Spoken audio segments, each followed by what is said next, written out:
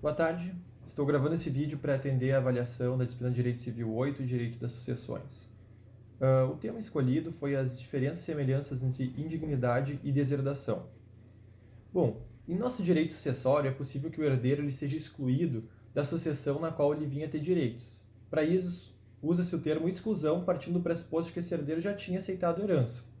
A exclusão ela pode se dar pela indignidade e pela deserção, pois nos dois casos há uma prática de atos inequívocos de desapreço e menosprezo contra o autor da herança.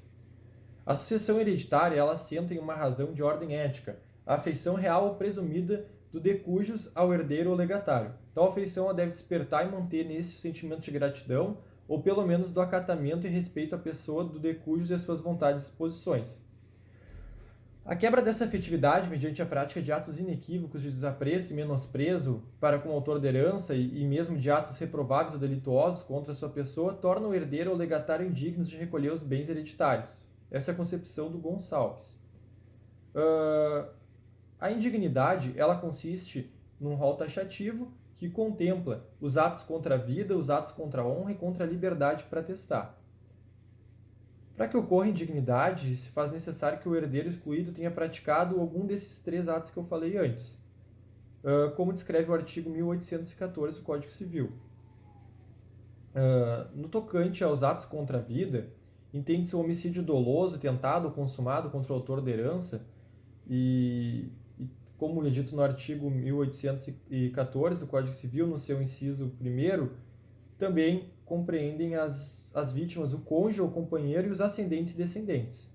É importante também frisar que para a modalidade de atos contra a vida não há necessidade de sentença condenatória, pois a discussão da prática do homicídio é apenas no âmbito civil. Caso haja absolvição devido à inexistência do fato ou de autoria, ou mesmo reconhecimento das causas de exclusão de ilicitude, como a legítima defesa, o estado de necessidade, não há que se falar da exclusão por indignidade no âmbito civil. O homicídio, a sua tentativa deve ser dolosa e pode ser contra os ascendentes, descendentes, contra o cônjuge ou contra o companheiro do de cujus. O inciso 2, ele diz respeito aos atos contra a honra do autor da herança, podendo ser injúria, difamação, calúnia ou calúnia em juízo. Sendo esse o último caso, o da calúnia em juízo, aceito apenas se o ato for praticado em um juízo criminal, para configurar a indignidade, né? Igualmente, o inciso 1º, que diz respeito aos atos contra a vida, esse também se entende para as outras pessoas, né? Essa é a diferença, cônjuge, companheiro, ascendente, descendente. E, por fim, no caso do inciso 3º do artigo 1814, temos a indignidade pela prática de atos contra a liberdade de testar. Nesse caso, a vítima deve necessariamente ser o de cujus, o autor da herança. E a prática configura no impedimento de que o autor da herança faça seu testamento ou obste a sua vontade já manifestada ao chegar nesse estado, né? Tal impedimento deve ser feito mediante violência ou meios fraudulentos. A ação declaratória de dignidade e a possibilidade de reabilitação do indigno também estão previstas dentro do mesmo Código Civil, né? Conforme disposto no artigo 1815 do Código Civil, a indignidade deve ser declarada por sentença, ou seja, para isso deve haver uma ação declaratória de indignidade. A interposição dessa ação deve ser feita no prazo de 4 anos a contar da abertura da sucessão. A sentença declarando a indignidade exclui o herdeiro da sucessão, então sem essa sentença o herdeiro não pode ser excluído da sucessão. O mesmo ocorre caso haja absolvição do réu no âmbito penal, pois a sentença de absolvição faz coisa julgada no cível. O Código Civil ele prevê no artigo 1818 a reabilitação do indigno. Essa reabilitação ou perdão é um ato em que o autor da herança perdoa o indigno de forma expressa em cédula testamentária. Não há o que se falar de perdão se esse não for feito dentro de um testamento. O perdão, então, ele deve ser feito de forma expressa e é irretratável. Porém, caso o autor da herança tenha contemplado indigno em testamento após a ofensa, nós temos um perdão tácito que é feito por uma cédula testamentária. Nessa modalidade, o indigno tem o direito de suceder como legatário. É importante frisar que, caso o testamento tenha sido feito antes da prática da ofensa, não tem perdão do indigno. Já o caso de deserdação. A deserdação é a exclusão do sucessor feita pelo próprio autor da herança. Nessa modalidade, a manifestação da vontade é imprescindível. Apenas podem ser deserdados os herdeiros necessários e na manifestação expressa, feita normalmente em cédulas testamentárias, deve estar explicado o porquê desta deserdação. Essa tipificação e o porquê da deserdação devem estar dentro de um rol taxativo dos artigos 1962 e 1963 do nosso Código Civil. Além de suas causas próprias, podem ser as causas de deserdação também, todas as utilizadas pela indignidade. Então temos aí uma semelhança. E diante disso nós podemos chegar à seguinte conclusão: todas as causas que geram a indignidade geram também a deserdação, mas nem todas as causas que geram a deserdação elas geram a indignidade. É importante lembrar que os descendentes e ascendentes podem ser deserdados pelas causas de indignidade, pelas causas próprias da deserdação. Já o cônjuge somente pode vir deserdado se praticar as causas de indignidade. As causas próprias da deserção se dividem em dois grupos. Primeiro se fala de causas próprias da deserdação para os descendentes, depois das causas para a deserdação para os ascendentes. A primeira modalidade, que tange os ascendentes, está disposta no artigo 1969 do Código Civil e apresenta um rol taxativo de atos em que o descendente pode vir a praticar para ele ser deserdado. São eles: a ofensa física, que a lesão corporal ocorre toda vez que o filho pratica ofensas contra o pai ou a mãe. Não há que a necessidade de dolo ou culpa, é admitida qualquer tipo de lesão. A injúria grave. Nessa modalidade, a injúria praticada deve ser de forma grave. Não há necessidade de ação penal, o que difere da indignidade.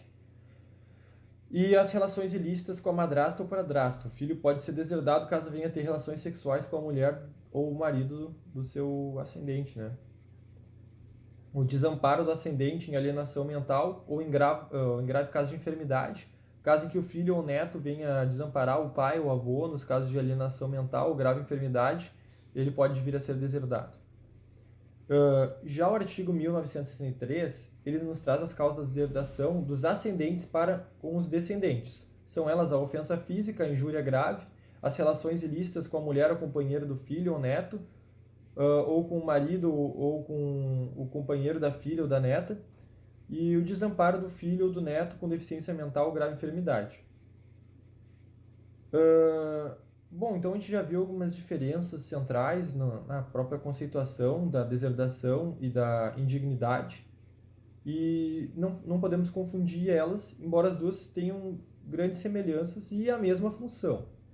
A primeira diferença principal diz respeito à vontade, enquanto na indignidade nós temos a vontade presumida do autor da herança. Na deserdação, essa vontade deve ser expressa.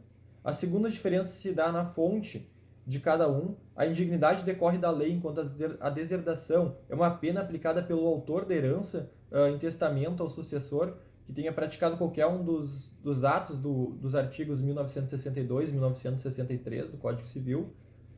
E também devemos levar em conta o campo de atuação de ambos os institutos, enquanto a deserdação é aplicada apenas para a sucessão testamentária, por depender de testamento, a indignidade trabalha na sucessão legítima e na sucessão testamentária. Por fim, é importante lembrar que a indignidade é obtida por ação própria, mediante sentença judicial, enquanto a deserdação se dá por testamento. Essa é a maior diferença. Um caso curioso, contemplando um caso que seria dado como indignidade aqui no Brasil, é o caso do julgamento-chave Riggs versus Palmer, nos Estados Unidos. Um caso que é abordado dentro desse livro aqui do Ronald Dworkin, que se chama Levando os Direitos a Sério. E dentro desse caso, em síntese, um avô estava com uma nova esposa e o seu neto achou que ia ser prejudicado por causa dessa nova relação e dentro do testamento. E prevendo esse caso de ser diminuída a sua parte testamentária, ele resolveu assassinar o avô dele para continuar tendo o seu quinhão garantido e não perder para a nova esposa do avô. E esse caso é fundamental dentro da teoria do direito e é por isso é trabalhado pelo Ronald Dworkin nesse livro, porque naquela época, nos Estados Unidos, não existia uma lei que determinava que o neto que assassinasse o avô estaria excluído do seu testamento. Diferente aqui do Brasil, que nós temos os casos de indignidade previstos no artigo 1814 do Código Civil, nessa legislação americana da época não havia. O interessante é que, mesmo não havendo, o juiz usou dos princípios do direito para dizer que ninguém pode se beneficiar da sua própria torpeza. E por isso ele excluiu o neto da sucessão do avô. Além de ter sido preso, né, pela prática de homicídio, ele recebeu uma sanção civil com a aplicação dos princípios. algo muito importante dentro da teoria de Ronald Dworkin, que diz que a lei não é simplesmente a letra dura e seca e a sua interpretação direta, a sua interpretação não extensiva. E sim que nós temos que observar quais são os princípios gerais das leis para daí extrair qual é a sua verdadeira vontade, né?